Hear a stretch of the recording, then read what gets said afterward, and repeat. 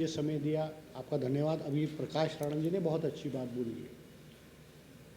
पहले भी ये बात बोलते हैं मगर इनकी बात को कोई सीरियसली नहीं लेता, और मैंने तो पहले भी समर्थन किया है। आज प्रदेश जिस स्थिति में है वो किसी से छुपा हुआ नहीं है। और मुख्यमंत्री जी ने भी जिक्र किया, जो विधायक निधि की बात आई, कि आप सरकार में जो विकास होगा, काम होगा, तभी आर्थिक स्थिति होगी। हम जो है, हमारी जो स्थिति है, ये एक दूसरे को ब्लेम करने का समय नहीं है हमको। आपने ठीक कहा, कोई भी सरकार आएगी उसको इस प्रदेश को चलाने के लिए कर्ज लेना ही लेना पड़ेगा, क्योंकि ये पीछे से प्रथा चलती हुई आई है। और सबसे बड़ी बात है कि अब हम जो है ये डेप्ट ट्रैप है, डेप्ट ट्रैप में फंसने जा रहे हैं। आपने का जिक्र है, salary, pension, loan repayment, interest, ये चार चीज़ें। अब रिसोर्सेज हमारे बढ़ नहीं रहे हैं। और सबसे बड़ी बात मैं बोलता हूँ आपको, क्योंकि आप भी बिजनेस कम्युनिटी के लोग हैं। हमारा हिमाचल प्रदेश में मैंने देखा, एज ए मिनिस्टर, ऑपोजिशन में भी मैं रहा, सत्ता में भी रहा, हम में से कभी भी जब किसी सरकार ने परिवर्तन करने की कोशिश की, मान लो 118 है, 118 तो मतलब उस वक़्त आज से 50 साल पहले हमारे पुराने लोगों ने ये सोच के किया था कि भाई to protect the land of the state Himachalis के। मगर आज 118 मैं कहता हूँ as a minister, 118 source of corruption है। आपने पूर्व में जब जयराम जी की सरकार थी, आपने परिवर्तन करने की कोशिश की, हमने विरोध किया।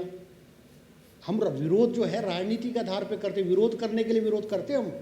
आज हिमाचल प्रदेश में ट्रेंड हो गया है। अब आपने जैसे जिक्र किया, कुछ ऐसे इश्यूज़ हैं जिस पे हमको कलेक्टिवली कांग्रेस और बीजेपी को कंसेंसस बनाना पड़ेगा, और ऐसी पॉलिसीज़ बनानी पड़ेगी, चाहे वो पावर प्रोजेक्ट की, चाहे इंडस्ट्रीज़ की है, चाहे रियल स्टेट है, चाहे होटल इंडस्ट्री है, कि वो पॉलिसीज़ जो हो वो कंटिन्यूशन में हो।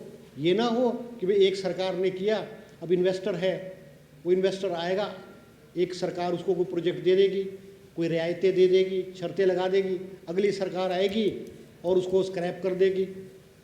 उससे क्या होता है, उससे हिमाचल प्रदेश की और हमारे स्टेट की जो इमेज है वो नेशनल लेवल पे वो ख़राब होती है। मैं तो as an industry minister national level के प्रोग्राम में जाता हूँ और स्टेटों में मैं देखता हूँ।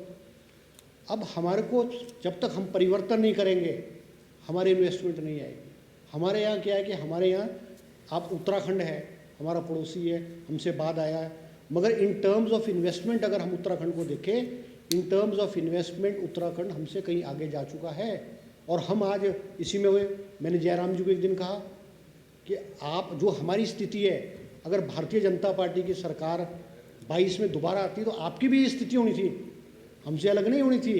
क्योंकि गवर्नमेंट ऑफ इंडिया, अब चाहे दिल्ली में आज आपकी एनडीए गवर्नमेंट है, चाहे दूसरी गवर्नमेंट आएगी, गवर्नमेंट ऑफ इंडिया का ट्रेंड ये है कि वो अनटाइड ग्रांट किसी को नहीं देगी, किसी स्टेट गवर्नमेंट को नहीं देगी, चाहे वो कांग्रेस की सरकारें होंगी, चाहे बीजेपी की होंगी, चाहे थर्ड फ्रंट की सरकारें होंगी।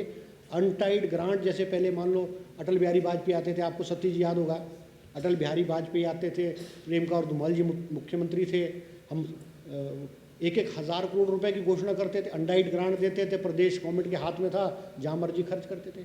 मगर अब नेशनल लेवल पे और गवर्नमेंट ऑफ इंडिया पे भी सिनेरियो चेंज हो गया है।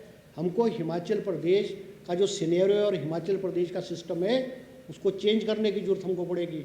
इन्वेस्टमेंट तो तब आएगी हमारे पास जब हम अपने कानूनों में लचीलापन करेंगे। हम अगर हमारे जो कानून अगर हमारे सख्त होंगे, अब आप 118 में क्या हो रहा है, 118 में ये हो रहा है, आपने 118 की परमिशन ले ली, कोई फैक्ट्री फेल हो गई, और फेल होगी, किसी कारण से फेल होगी, तो दोबारा उसने अगर फैक्ट्री को दोबारा बेचना है तो 118 की प्रोसेस में फिर जाए वो।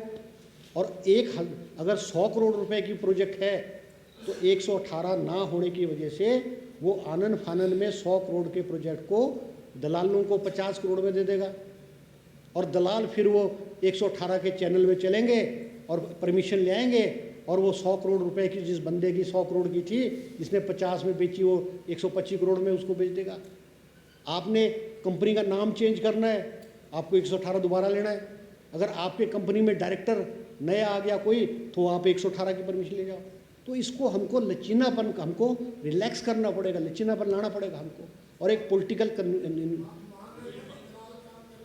नहीं, आपकी सरकार में भी रहे। देखो देखो देखो रणधीर जी, देखो एक बात, रणधीर जी देखो एक बात, देखो अब रणधीर जी ने फिर राजनीतिक बात कर दी। ये देखो एक बात सुनो, नहीं रणधीर जी, कोई सी सरकार होगी, चाहे कांग्रेस की चाहे बीजेपी की, जो दलाल है ना, जो देखो रणधीर जी, मान्य रणजीत जी, मान्य। अब देखो आप फिर राजनीति की बात करो। सरकार दलाले हर सरकार में होते हैं, चाहे हमारे चाहे आपके, मगर प्रश्न ये है कि हम जो पॉलिटिकल लोग, चुने हुए नुमाइंदे, हमको पॉलिटिकल राय एक हमको करना पड़ेगा उसको, और in the interest of the state हमको करना पड़ेगा। अदरवाइज क्या होगा? अदरवाइज क्या होना है? अदरवाइज क्या हो रहा है? देखो, अदरवाइज क्या हो रहा है कि आपकी सैलरी और पेंशन बढ़ रही है, और बढ़ती ऐसा होगा कि आपके टोटल बजट का 100% सैलरी और पेंशन में जाएगा। प्रदेश के लोगों के लिए विकास के लिए नहीं होगा।